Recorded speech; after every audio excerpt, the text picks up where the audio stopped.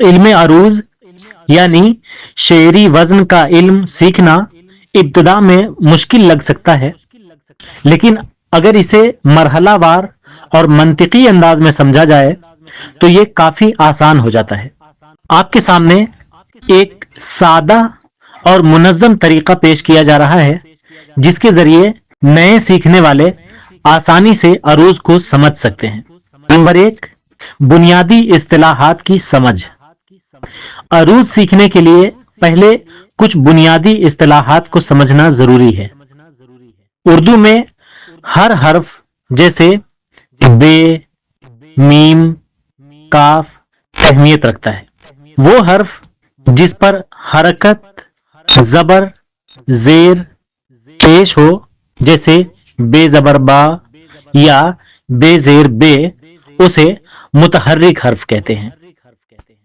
اب سمجھتے ہیں ساکن حرف۔ وہ حرف جس پر کوئی حرکت نہ ہو، جیسے بے ساکن، اس کو ساکن حرف کہتے ہیں۔ یہ سمجھنا ضروری ہے کہ الفاظ کس طرح متحرک اور ساکن حروف پر مشتمل ہوتے ہیں۔ اب دیکھیے اصول سہگانہ کیا ہے۔ تو سبب خفیف، سبب ثقیل، وتد مجموع، وتد مفروق، وتد موقوف، فاصلہ، فاصلہ صغرا، فاصلہ کبرا، تمام عروضی ارکان انہی اصول سہگانہ سے مل کر بنتے ہیں۔ نمبر 2، عروض کے ارکان سیکھنا۔ عروض میں اشعار کے وزن کو ارکان کی شکل میں بیان کیا جاتا ہے۔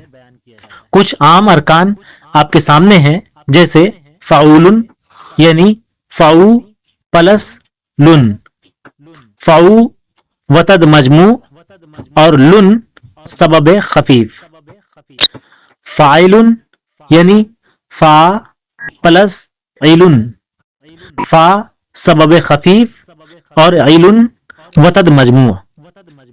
ارکان کے بنیادی سانچے کو سمجھنا ضروری ہے تاکہ اشعار کی تختی یعنی وزن معلوم کرنا آسان ہو سکے۔ نمبر 3، شعر کی تختی۔ شعر کی تختی کا مطلب ہے کہ شعر کو اس کے ارکان میں تقسیم کر کے وزن معلوم کیا جائے۔ اس عمل کو سیکھنے کے لیے مختلف اشعار کو توڑ توڑ کر ان کا عروضی تجزیہ کریں۔ مثال کے طور پر غالب کا شعر دیکھیں، دل ناداں تجھے ہوا کیا ہے، آخر اس درد کی دوا کیا ہے۔ اب اس کو ہم توڑ توڑ کر اس کو سمجھتے ہیں۔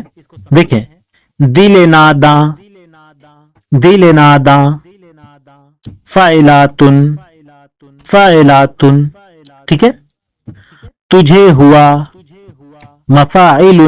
اب دیکھ لیجئے شعر میں مفاعل یا فاعلاتن نظر نہیں آ رہا، شعر تو سیدھا لکھا ہوا ہے دل ناداں تجھے ہوا کیا ہے، آخر اس درد کی دوا کیا ہے۔ لیکن اس کی تختی کریں تو آپ اس پر دھیان دیں کہ دیکھیں دل ناداں، جتنی دیر میں دل ناداں بول رہے ہیں اتنی ہی دیر میں فاعلاتن یہ بھی ادا ہو رہا ہے، بس اسی کو تختی کرنا کہتے ہیں۔ تو دیکھیے دل ناداں، فاعلاتن، تجھے ہوا، مفاعل کیا ہے، فعل، آخر اس در، فاعلاتن، دکی دوا، مفاعل کیا ہے، فعل۔ نمبر 4، مشہور بحریں سیکھنا۔ عروض میں بحریں اشعار کے مجموعی وزن کو کہتے ہیں۔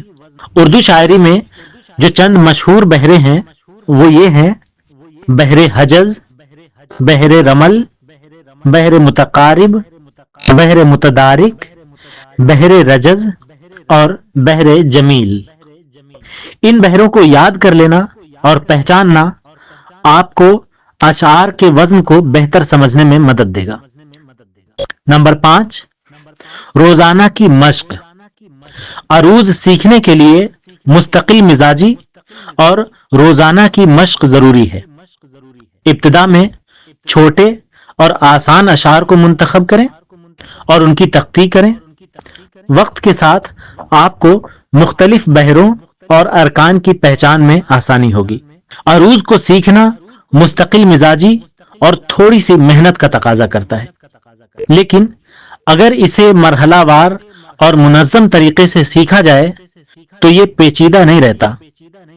بنیادی اصولوں کی سمجھ، مشہور بحروں کی پہچان اور روزانہ کی مشق کے ذریعے آپ چند مہینوں میں عروض کے اصولوں کو بخوبی سمجھنے لگیں گے. اچھا، میں آپ کو ایک مشورہ یہ دوں گا کہ ہمیشہ آہستہ آہستہ اور صبر کے ساتھ سیکھنے کی کوشش کریں. ایک تجربے کار استاد یا رہنمائی حاصل کرنا بھی مفید ہو سکتا ہے، تاکہ اگر کسی جگہ پر کوئی مشکل پیش آئے تو اس کا حل مل سکے.